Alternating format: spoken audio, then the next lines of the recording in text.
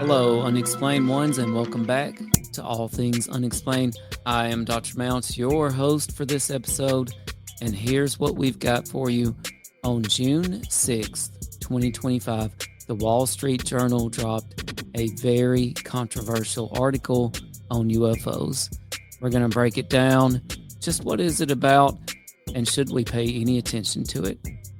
Stay tuned. I am here to discuss the so-called flying saucers. We know now that in the early years of the 20th century, this world was being watched closely by intelligences greater than man's. Did the CIA write Wind of Change by the Scorpions? As humans busied themselves about the various concerns, they were scrutinized and studied. Dr. Loeb, what percentage chance do you give it that you have indeed uncovered extraterrestrial or non-human technology? With infinite complacence, people went about their affairs, yet across an immense ethereal gulf, intellects vast and unsympathetic drew their plans against us. All of a sudden, a stick out of nowhere landed right in front of us, and there was no tree, nothing overhead. Something threw it at us. Yeah. What's your hot take on Travis Taylor?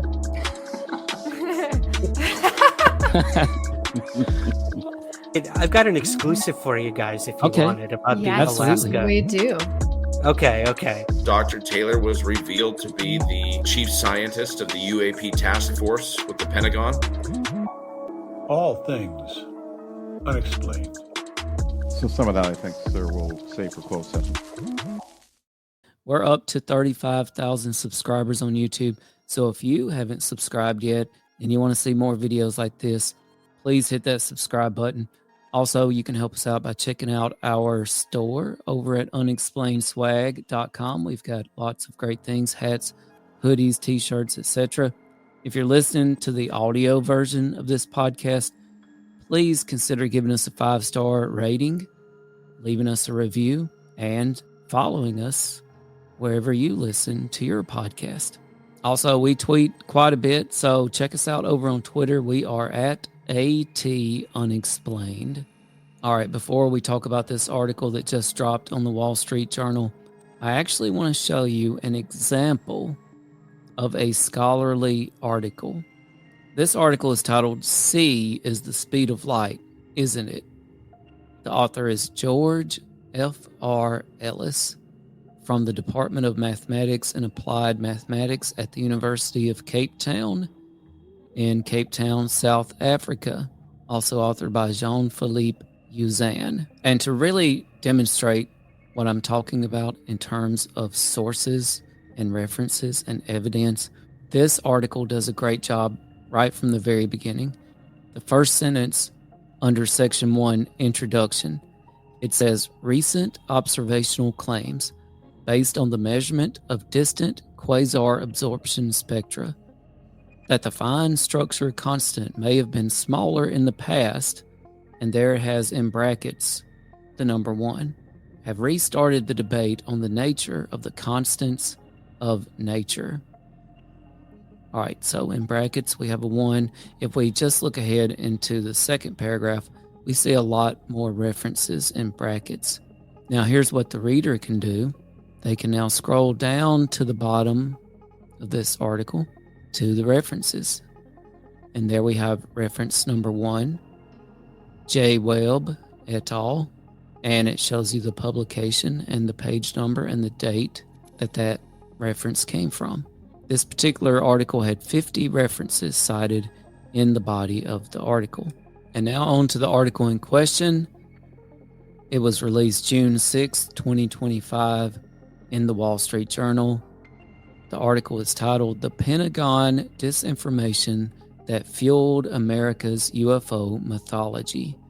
The subtitle is "U.S. Military Fabricated Evidence of Alien Technology and Allowed Rumors to Fester to Cover Up Real Secret Weapons Programs." Written by Joel Shetman and Aruna Viswanatha.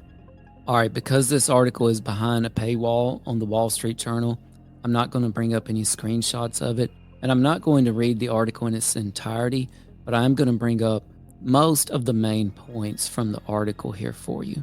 The article begins with the Colonel at the bar story. So the article starts off with recounting what it claims as reported now for the first time.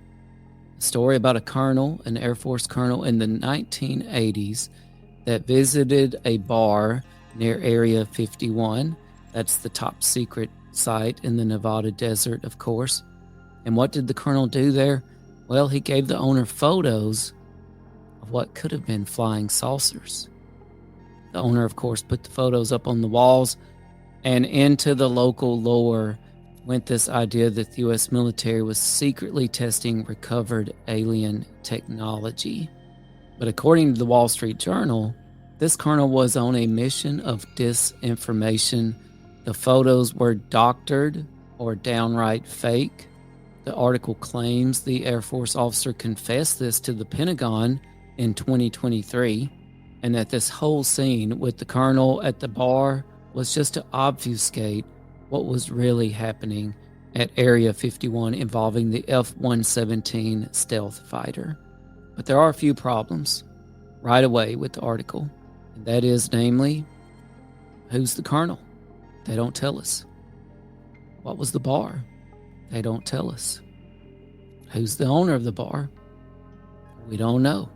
What Pentagon investigators were told this story by the colonel in 2023? We don't know.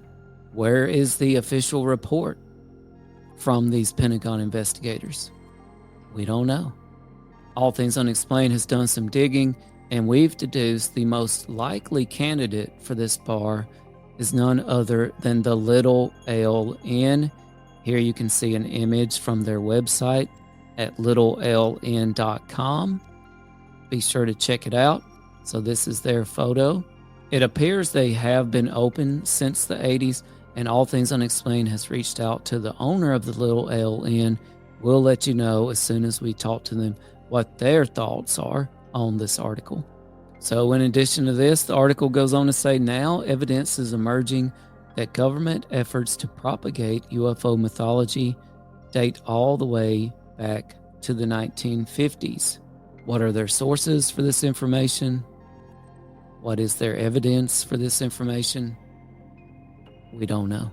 The authors say their evidence is based on interviews with 24 current and former U.S. officials, scientists, and military contractors, and thousands of pages of documents, recordings, emails, and text. Who are any of these 24 officials, scientists, military contractors? We don't know.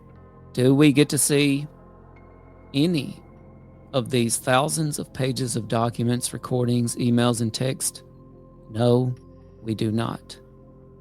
The article goes on to talk about one long-running practice that was more like a fraternity hazing ritual that spun wildly out of control.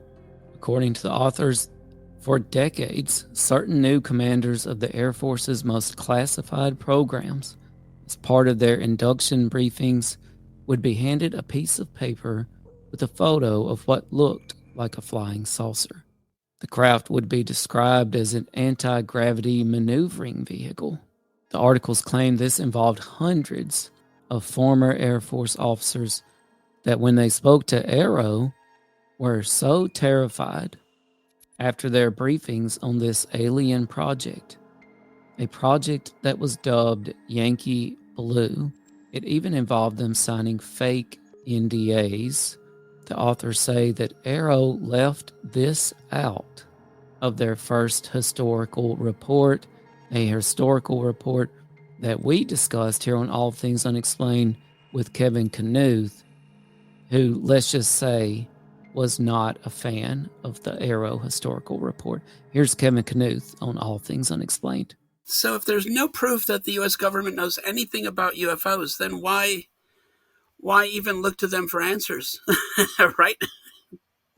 Right. We keep looking to the U.S. government for answers, yet from what they tell us, there's no proof that they know anything. That's a big problem. You should take advantage of all the resources available, and they clearly don't. They want a particular group of particular cadre of people with only certain amounts of expertise and certain reach to handle these things. And that was true of the NASA panel too.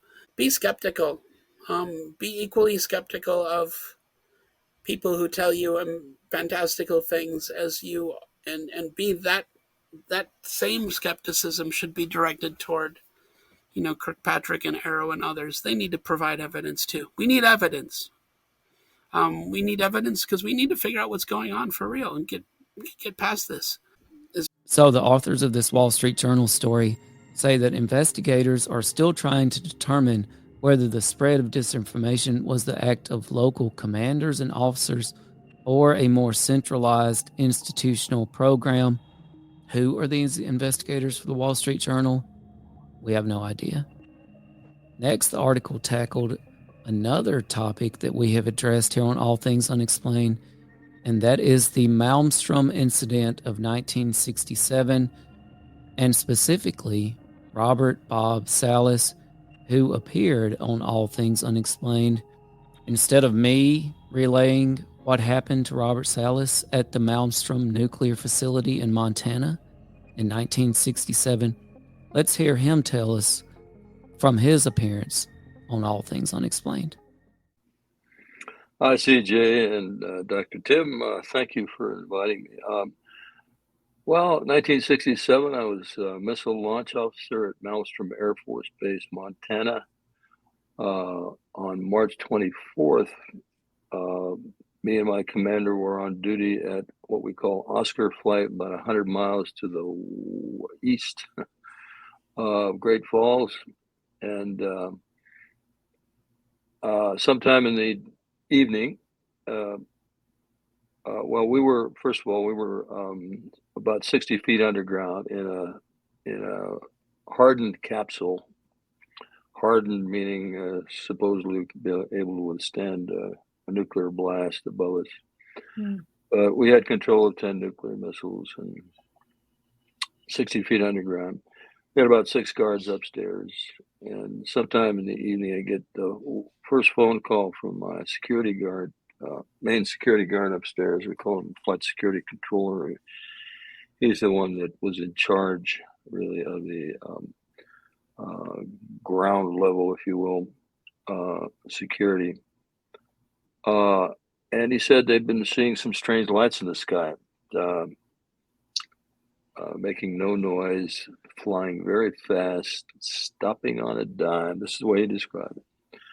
Stopping on a dime, reversing course, making 90-degree turns, and noiseless. He said they are not aircraft, sir. And he wanted to report it. I was dumbfounded. And I even said, "You mean they're UFOs?" Because we had reports in the city of Great Falls in the newspaper at the time of people seeing these strange lights and reporting them as UFOs. And I was just joking with him, and he said, "Well, sir," he was dead serious. He said, "They're not airplanes."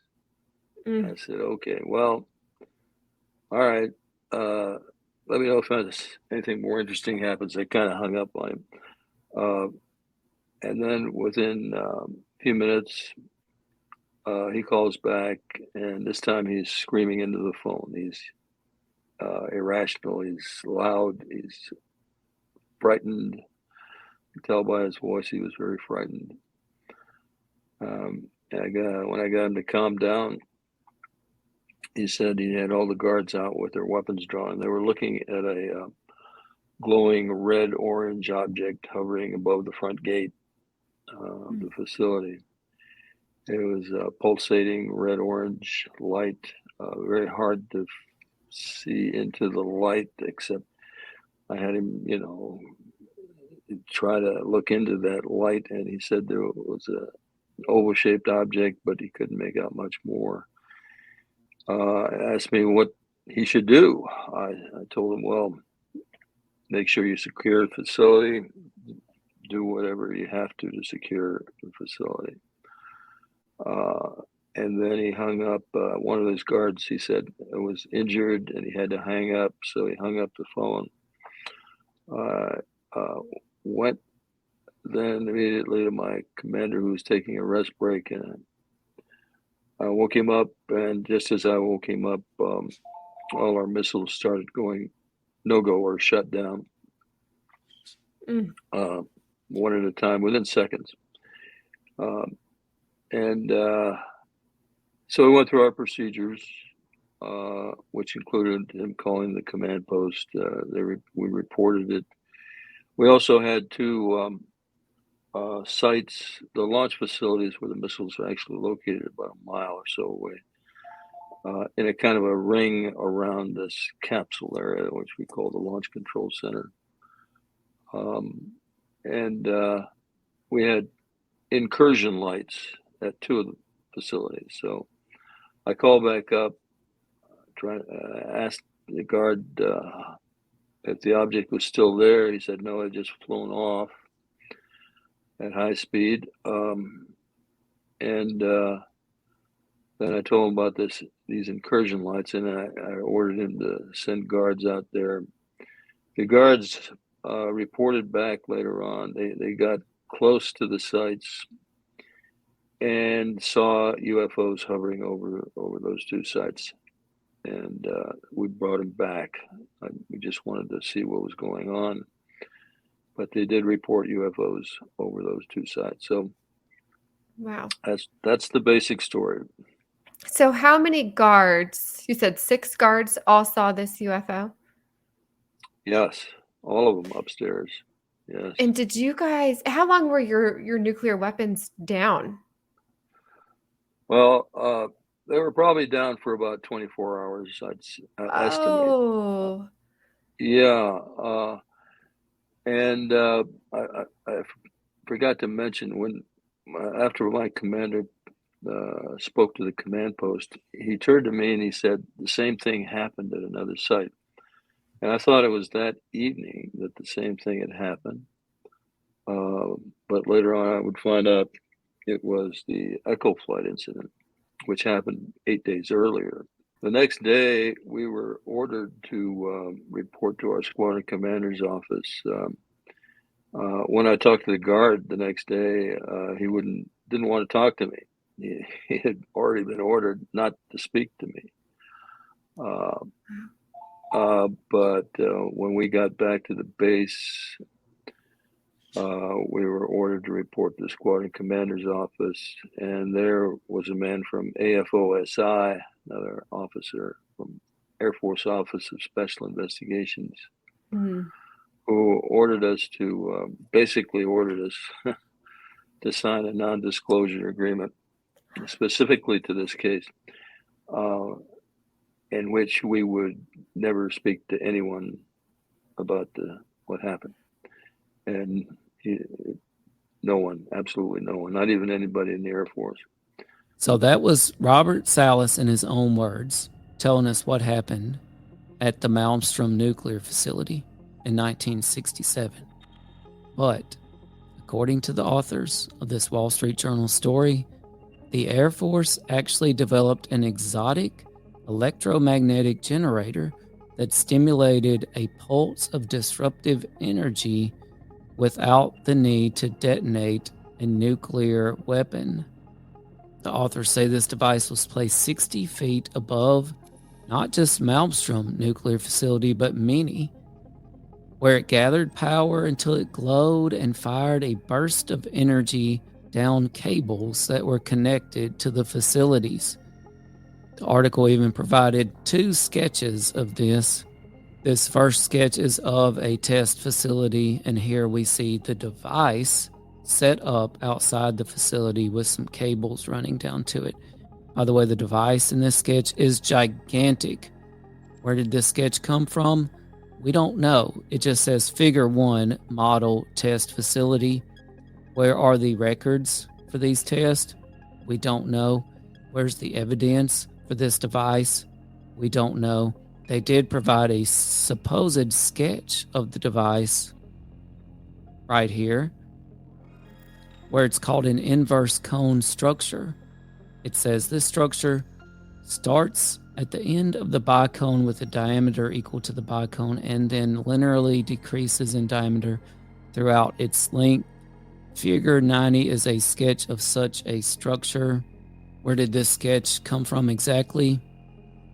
We don't know. We have no idea. Where are the images of this device? Where are videos of this device in use? We don't know. The Air Force also tried to blame Roswell, 1947, on Project Mogul. And guess what? There are plenty of photographs and videos of Project Mogul. There are plenty of documents on test of Project Mogul. There are interviews with scientists who worked for Project Mogul.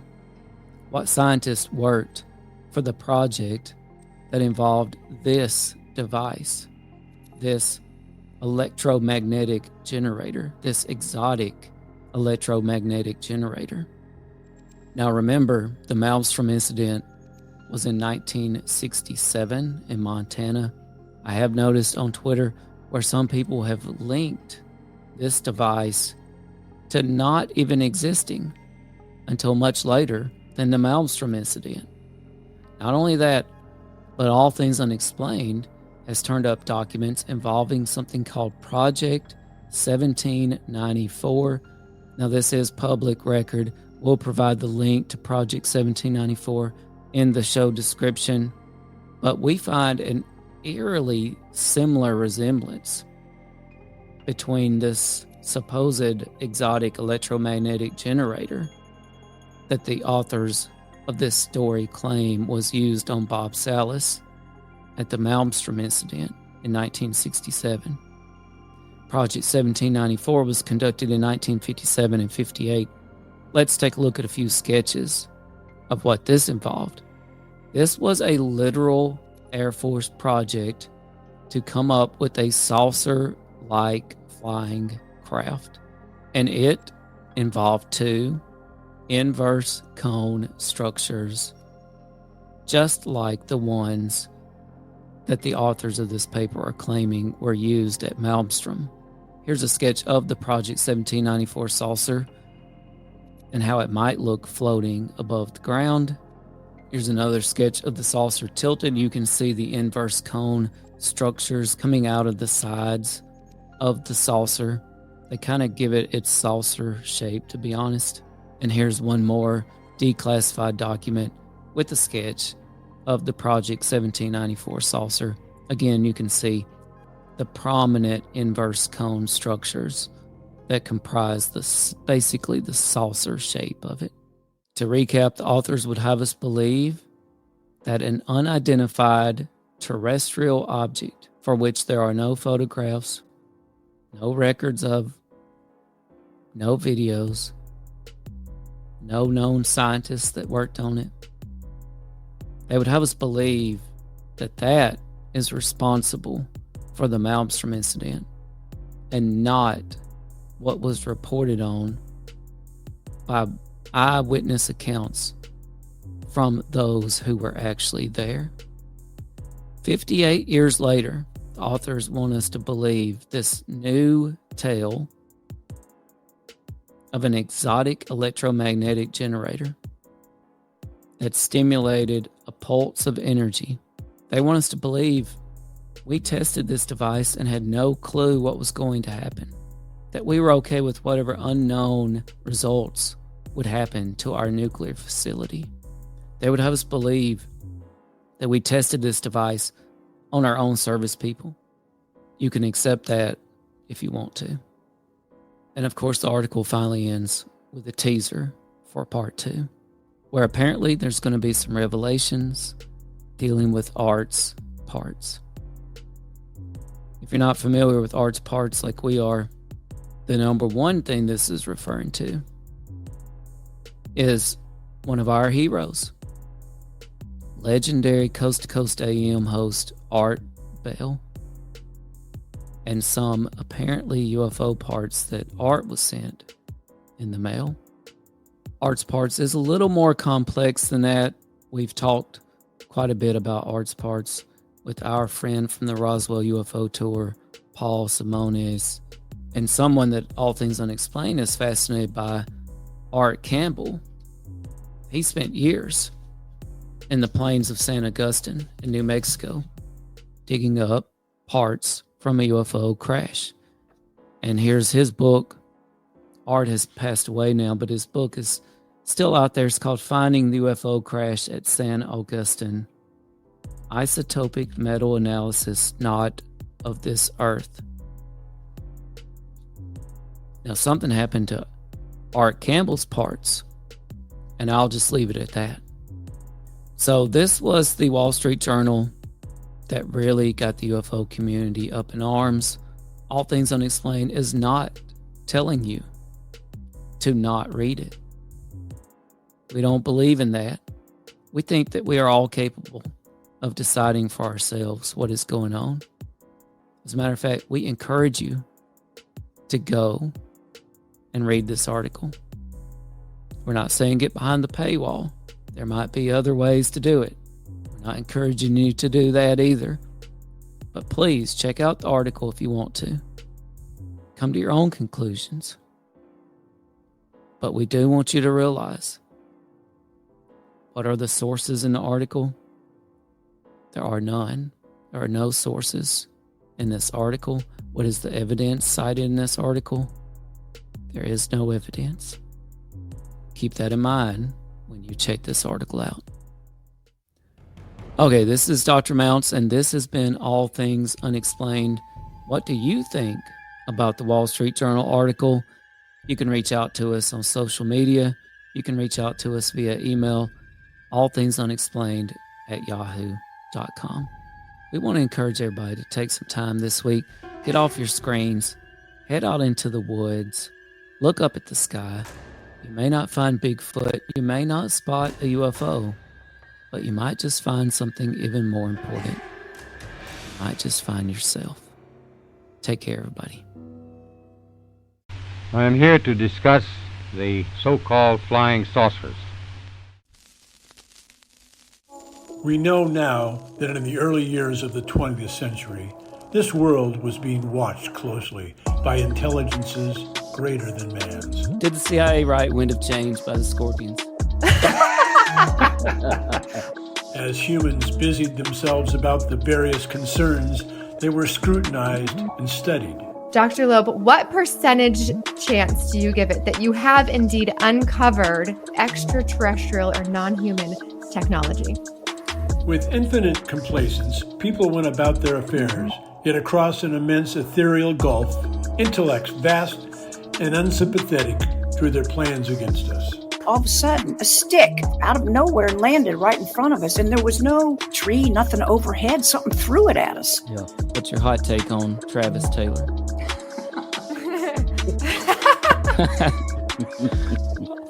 I've got an exclusive for you guys if you want it about the Alaska. We do. Okay. Dr. Taylor was revealed to be the chief scientist of the UAP task force with the Pentagon. All Things Unexplained. So some of that, I think, sir, will save for closed session.